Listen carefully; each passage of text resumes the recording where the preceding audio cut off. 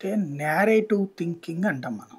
హ్మ్. అంటే ఎదుటి వాళ్ళు ఎలా అర్థం చేసుకోవాలో మనం ముందుగా వాళ్ళని సైకలాజికల్‌గా ప్రిపేర్ చేయటం. అంతేనా? ఈయనేమన్నా కన్విన్స్ చేసే కాదు. ప్రయత్నం ఏమైనా స్టార్ట్ చేసారా? నేరేటివ్ థింకింగ్ అనే ఫార్ములాని చంద్రబాబు ఫాలో అవుతున్నారు. ఓకే. హ్మ్. దానికి మరి ప్రతిగా చెయ్యాలి గదా! ఇప్పుడు ఫర్ ఎగ్జాంపుల్ ఆహ్, జగన్‌కి కత్తితో పొడిచాడొకడు. హ్మ్. పొడిస్తే దాన్ని చాలా చులకనగా చూపించాడట. ఆ! కోడి కత్తికి గూడా మనుషులు చచ్చిపోతార్రా? కోడి కత్తి అంటే ఏంట్రా?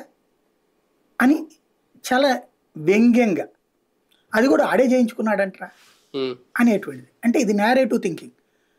మర్డర్ అటెంప్ట్ జరిగినా సరే ఆ సింపతి రాకూడదు జగన్‌కి. ఓకే. అదే చంద్రబాబు నాయుడు జైలు నుంచి బయటికి రావడానికి అసలాయన కిడ్నీలు పాడైపోతున్నాయి, లివర్ పాడైపోతుంది, బ్లడ్ పాడైపోతుంది, మనిషి బ్రతకలేని పరిస్థితి, గుండె గూడా ఇబ్బందవుతోంది, పక్కన అంబులెన్స్ లేకపోతే నడవలేరు అని జెప్పి కోర్ట్‌లో ఓ రిపోర్ట్ సబ్మిట్ జేసి బెయిల్ మీద బయటకొచ్చారు. అప్పుడు ఎలాంటి నేరేటివ్